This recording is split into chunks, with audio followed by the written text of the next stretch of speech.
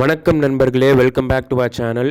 இன்றைக்கி வீடியோ எதை பற்றி இருக்க போகுதுன்னு பார்த்தீங்கன்னா, சப்தம் படத்தோட ரிவ்யூ. ஆமாங்க, ஆதி பினிஷெட்டி நடித்து டேரக்டர் அறிவுலகன் டைரக்ட் பண்ணியிருக்க சப்தம் படத்தோட ரிவ்யூ தான் அது. இந்த காம்பினேஷன் பார்த்திங்கன்னா ஏற்கனவே ஒரு 15 இயர்ஸ் பேக் ஈரம்ங்கிற படத்தில் பண்ணியிருந்தாங்க. ஸோ இந்த படத்தோட ரிவ்யூ தான் இந்த வீடியோவில் நம்ம பார்க்க போகிறோம். வீடியோக்குள்ளே போகிறதுக்கு முன்னாடி நம்மளோட சேனலை சப்ஸ்கிரைப் பண்ணி வச்சுக்கோங்க. வீடியோ பிடிச்சிருந்தால் லைக், ஷேர், கமெண்ட் பண்ணுங்கள். ஸோ வாங்க வீடியோக்குள்ளே போகலாம்.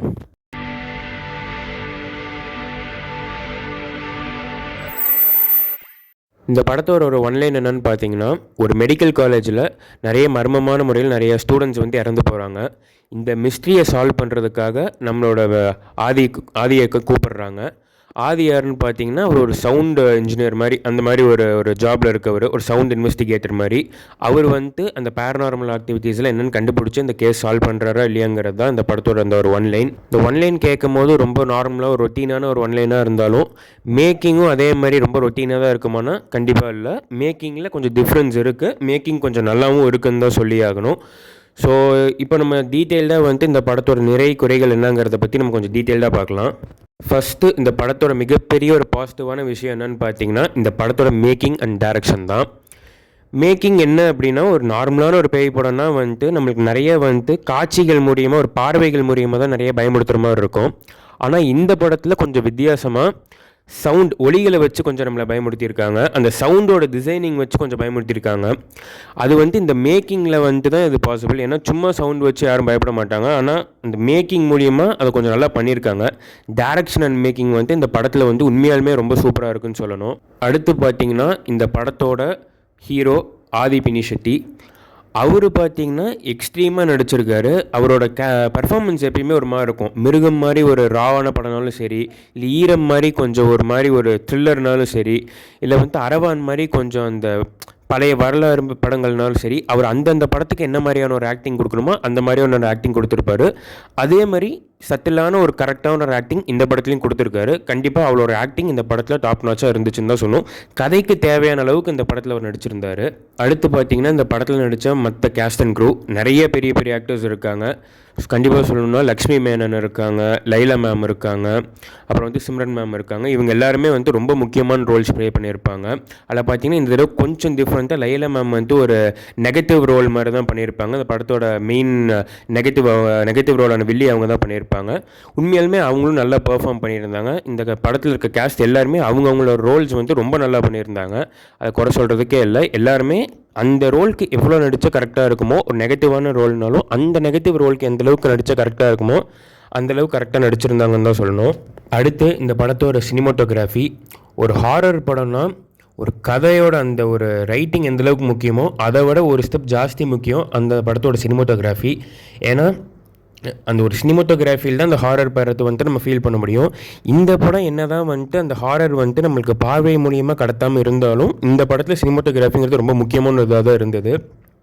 அந்த சினிமாட்டோகிராஃபி இந்த படத்தில் உண்மையாலுமே ஒரு நல்ல ஒரு ஒர்க் இருக்குன்னு தான் சொல்லணும். நல்ல ஒர்க்மேன்ஷிப் இருந்தது, அதை குறை சொல்ல முடியாது. நல்ல ஒரு ஒளிப்பதிவு இந்த படத்தில் இருந்தது நமக்கு. அடுத்து, இந்த படத்தோட இருக்கிறதுலே ரொம்ப முக்கியமான ஒரு ஆள், இந்த படத்தோட ரியல் ஹீரோன்னு நம்ம அவரை தான் சொல்லணும். யாருன்னு பார்த்தீங்கன்னா, மியூசிக் டைரக்டர் தமன் தான். அவர் தான் இந்த படத்தோட சவுண்ட் இன்ஜினியரும் கூட. எக்ஸ்ட்ரீமான ஒரு லெவல் ஒர்க்.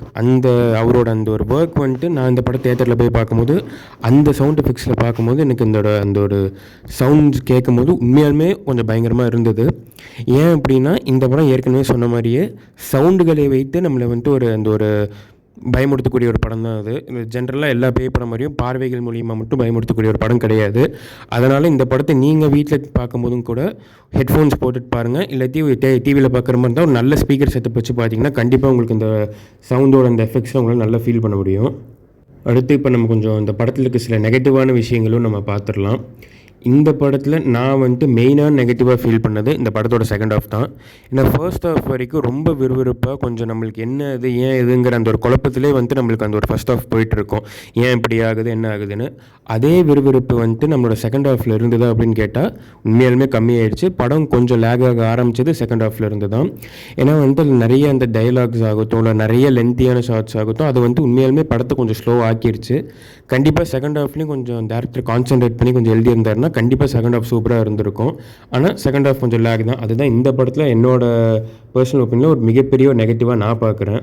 மொத்தத்தில் இந்த படம் பார்க்கலாமா வேணாமா, இந்த படம் எப்படி இருக்குது, இந்த படம் வந்துட்டு ஒரு வாட்சா ஸ்கிப்பா அப்படின்னு கேட்டிங்கன்னா கண்டிப்பாக ஒரு வாட்ச் தாங்க. ஒரு டீசெண்டான ஒரு வாட்ச் இருக்கும். நீங்கள் எந்த எக்ஸ்பெக்டேஷன்ஸும் இல்லாமல் பார்த்தீங்கன்னா கண்டிப்பாக உங்களோட சாட்டிஸ்ஃபை பண்ணுற படமாக இந்த படம் இருக்குமானா கண்டிப்பாக இருக்கும். ஏற்கனவே சொன்ன மாதிரி இந்த படத்தை வந்துட்டு நீங்கள் கொஞ்சம் நல்ல ஒரு சவுண்ட் சிஸ்டம் வச்சோ நல்ல ஹெட்ஃபோன்ஸ் போட்டு பார்த்தீங்கன்னா நைட் டைமில் பார்த்தீங்கன்னா உங்களுக்கு உண்மையாலுமே ஒரு டீசெண்டான ஒரு வாட்சாக இருக்கும். ஜாஸ்தி எக்ஸ்பெக்டேஷன்ஸ் வச்சுக்காதீங்க. ஈரம் அளவுக்கு நீங்கள் ஒரு பெஞ்ச் மார்க் வச்சு பார்க்காம சாதாரண ஒரு படமாக எப்பயும் போல் பார்க்குற மாதிரி பார்த்தீங்கன்னா கண்டிப்பாக இந்த படம் உங்களுக்கு பிடிக்கும். என்னோட ரேட்டிங் இந்த படத்துக்கு வந்துட்டு நான் கண்டிப்பாக 7 out of 10 நான் கொடுப்பேன். அதுக்கு தகுதியான ஒரு படம் தான் அது. அவ்வளோதான் மக்களே, நம்ம வீடியோவோட எண்டுக்கு வந்துட்டோம். ஸோ இந்த படம் நீங்கள் ஏற்கனவே பார்த்துட்டிங்களா, உங்களுக்கு பிடிச்சிருக்கா இல்லையா, இல்லை இந்த படத்தை பற்றி நீங்கள் என்ன நினைக்கிறீங்க, இல்லை இந்த வீடியோ பற்றி நீங்கள் என்ன நினைக்கிறீங்கிறத தாராளமாக நம்ம கமெண்ட்டில் சொல்லிட்டு போங்க. நம்மளோட சேனலை சப்ஸ்கிரைப் பண்ணி வச்சுக்கோங்க. வீடியோ பிடிச்சதுனால லைக் அண்ட் ஷேர் பண்ணுங்கள். இன்னொரு வீடியோவில் சந்திப்போம். நன்றி மக்களே.